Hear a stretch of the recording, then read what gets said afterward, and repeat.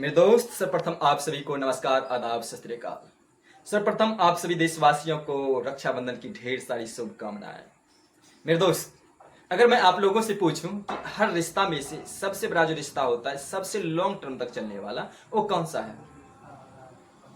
तो आप सोच रहे होंगे कि वो रिश्ता दादा दादी का होता है, वो रिश्ता माँ का होता है, वो रिश्ता पिता का हो सकता है, वो रिश्ता भाई बहन का हो सकता है। आप कुछ भी सोच सकते हैं, आपका अधिकार है।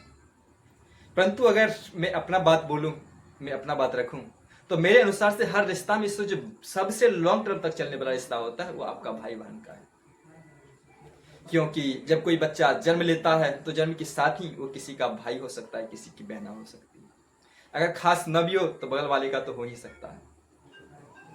जैसे जैसे वह बड़ा होता है, उसकी शादी होती है, तो शादी के बाद भी वो किसी का भाई, किसी की बहना है। लेकिन अगर जो बच्चा जन्म लिया है वो किसी का भाई तो हो सकता है, लेकिन पति नहीं हो सकता। किसी की बहना तो हो सकती है, लेकिन किसी की पत्नी नहीं हो सकती। थोड़ा सा और ऊपर जाते हैं। जब वो व्यक्ति दादा परदादा बन जाता है, तो दादा परदादा बनने के बाद भी वो किसी का भाई है, किसी की बहना है। लेकिन जो व्यक्ति जन्म लिया वो किसी का दादा कैसे बन सकता? जो व्यक्ति जन्म लिया है उसी समय वो किसी का दादी कैसे बन सकती है? तो स्पष्ट है ना, सभी रिश्तों से जो लॉन्ग टर्म तक चलने वाला रिश्ता होता है वो आपका भाई बहन का रिश्ता है। मेरे दोस्त, आज रक्षाबंधन के दिन है, रक्षाबंधन का दिन है। इसी कारण से मैं इस रिश्ते पे जोर देकर कहना चाहूंगा कि हर रिश्तों से प्यारा रिश्ता रक्षाबंधन का होता है। क्योंकि अगर आप ट्रेन में सफर कर रहे होते हैं तो एक छोटी सी वाणी है ना कि भाई साहब थोड़ा सा हमको भी जगह दीजिए ना, तो आराम से जगह मिल जाती है। बहना थोड़ा सा हमें भी जगह दो ना, तो आराम से जगह मिल जाती है। लेकिन अगर कोई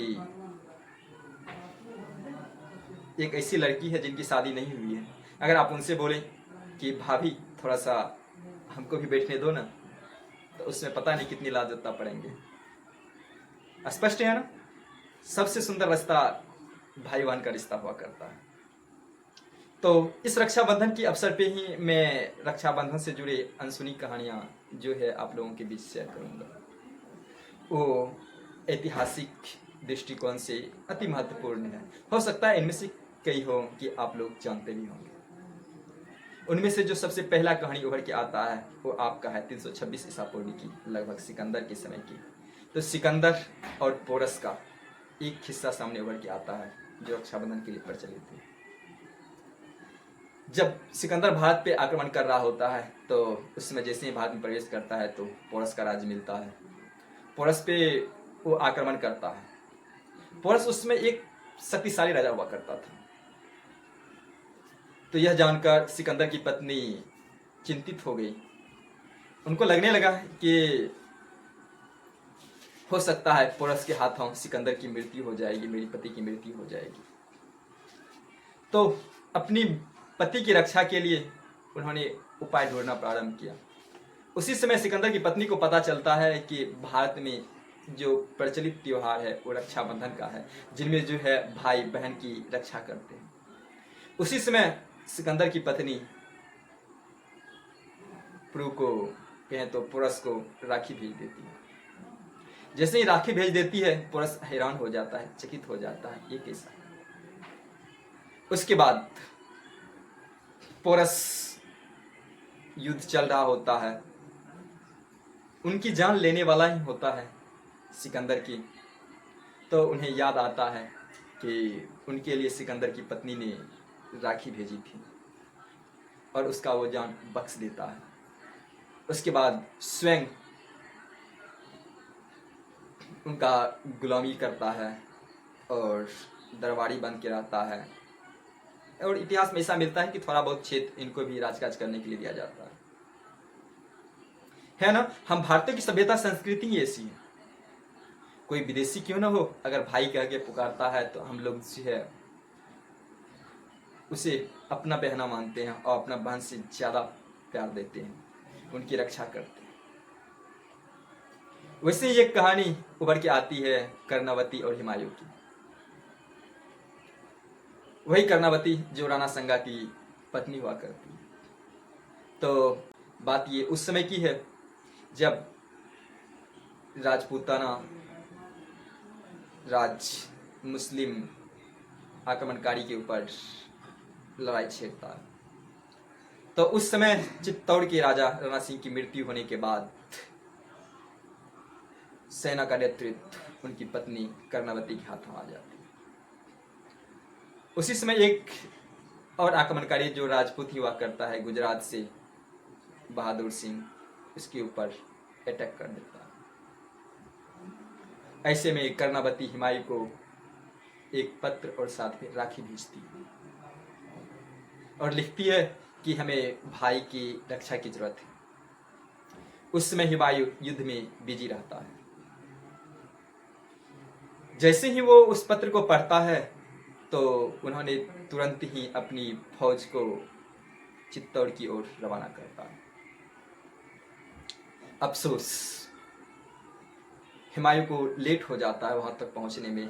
इसी बीच कर्णावती अपनी मान सम्मान की रक्षा के लिए जोहर कर लेती है। तो जब वहां हुमायूं की सेना आती है तो उन्हें आश्चर्य लगता है, उन्हें पता चलता है रानी ने तो जोहर कर ली है। फिर उसने उस राजपूत को जो गुजरात से आए हुए थे, जो चित्तौड़ पे आक्रमण किया हुआ था, उसको खदेड़ भगाता है और अंततः वो राज जीतकर कर्णावती के पुत्र विक्रमजीत को सौंप देती है और उन्हें गद्दी पे बिठा देते हैं। है ना रक्षाबंधन की खूबसूरत कहानी। और अगर बात वर्तमान में आधुनिक भारत की बात की जाए तो जिस समय अंग्रेज का एक गवर्नर कर्जन हुआ करता है, जब भारत और बांग्लादेश को विभाजित करता है, तो उस समय जो है हम लोग बांग्लादेश को, उस समय क्या अभी भी हम लोग बांग्लादेश को एक बहन के रूप में देखते हैं। जब भारत को बांग्लादेश से अलग कर रहा होता है, उस समय रिश्तों को दिखाने के लिए बांग्लादेशी और भारतीयों के बीच कितनी अच्छी रिश्ता है, कितना सुंदर रिश्ता है, इनको दर्शाने के लिए हमारे रविंद्रनाथ टैगोर ने रक्षाबंधन का त्योहार आयोजित किया था। और उन्होंने विरोध करने का कोशिश किया कि हम बांग्लादेश से अलग नहीं हैं, बांग्लादेश हमसे अलग नहीं है, हम सभी एक हैं, हम सभी भारतवासी। तो ऐसे ही बहुत सारी रोचक कहानियां हैं, परंतु जब मैं पढ़ रहा था तो कुछ कहानी ऐसे भी मिला जो हमें झकझोर दिया। भले ही वो सही हो कि कहते हैं कि भावना पुराण में एक कहानी सामने उभर के आती है। त्रिशासुर नाम का एक राक्षस हुआ करता है जो बहुत शक्तिशाली हुआ करता है। इंद्र और त्रिशासुर के बीच युद्ध चलता है, जिनमें सची को ऐसा लगने लगता है कि इसमें मेरी पति यानी इंद्र की हार होगी। तो उसी समय सची ने अपनी तपोबल के बल से एक अक्षासूत्र तैयार करता है और वो अपने पति को यानी इंद्र को बांध देती है। और ऐसा माना जाता है कि उसी अक्षासूत्र की मदद से इंद्र की विजय हुई, त्रिशासुर का हार हुआ। और तब से भावना पुराण में लिखा जाता है, भावना पुराण में, कि तब से पत्नी अपने पति को रक्षासूत्र का बंधन बांध देती। परंतु जो भी हो, कल जब मैंने आचार्य दिलीप शास्त्री से बात कर रहा था, इस मैटर को आप लोगों के बीच रखा था, उन्होंने स्पष्ट किया था कि ये रक्षाबंधन का जो त्योहार है सिर्फ भाई बहना का है। अर्थात मैं आज फिर कहता हूँ कि उस रिश्तों को हम लोग नकार सकते हैं। रक्षाबंधन की और कहानी है बहुत सारी, जो आपका युधिष्ठिर के रूप में आता है और कृष्ण के रूप में, सुभद्रा के रूप में, द्रौपदी के रूप में, ऐसे सब कहानी सामने होकर आती है। अगर बात युधिष्ठिर की जाए तो जिस समय महाभारत का युद्ध चल रहा होता है, उसी समय प्रारंभ में ही युधिष्ठिर कृष्ण से पूछता है, हे भगवान, इस युद्ध में मेरी विजय कैसी होगी? तो श्री कृष्ण बोलते हैं कि आज श्रवण पूर्णिमा का दिन है, आप इस दिन सभी सैनिक को रक्षा का सूत्र बांधिए और रक्षा का सूत्र आपके सभी सैनिक की रक्षा करेंगे और आपका जीत सुनिश्चित होगा। तो दूसरा एक और कथा सामने उभर के आती है युधिष्ठिर की। जब युधिष्ठिर इंद्रप्रस्थ में राष्ट्रीय यज्ञ कर रहा होता है, उसकी सभा में शिशुपाल भी उपस्थित होते हैं। कहते हैं कि शिशुपाल कृष्ण की निंदा करते हैं, अपमान करते हैं, गालियां देते हैं। तो उस समय तक कृष्ण 100 गालियों को माफ कर दे। जैसे ही 101 होता है तो अपना सुदर्शन चक्र चला देते हैं। और जब सुदर्शन चक्र शिशुपाल की सर को काट के वापस आ रहा होता है, उसी समय उसकी उंगली में थोड़ा सा चोट लग जाता है, कट जाता है, जिससे उसकी उंगली से खून बहने लगती है। उसी समय द्रौपदी फटाक से अपनी पल्लू को फाड़ती है और उंगली को बांध देती है। ब्लड रुकना बंद हो जाता है। और उसी दिन ऐसा माना जाता है कि कृष्ण ने उनको वरदान दिया कि वो अपनी बहन की रक्षा करेंगे, जब जरूरत हो उन्हें पुकार रहे हैं। तो कृष्ण के विषय में मैं कहीं और पढ़ भी रहा था, तो वहां था चर्चा था कि जब कृष्ण एक काट रहा होता है, उसी समय उसकी उंगली कट जाती है। तो उसमें सुभद्रा भी थी। तो सुभद्रा बोलती है कि जा किसी वैद्य को बुला आ। तो उस समय द्रौपदी आप देखती है ना, तब फटाक से अपना पल्लू फाड़ती है और उनकी उंगली में बांध देती है। ये भी मैंने कहीं पढ़ा है।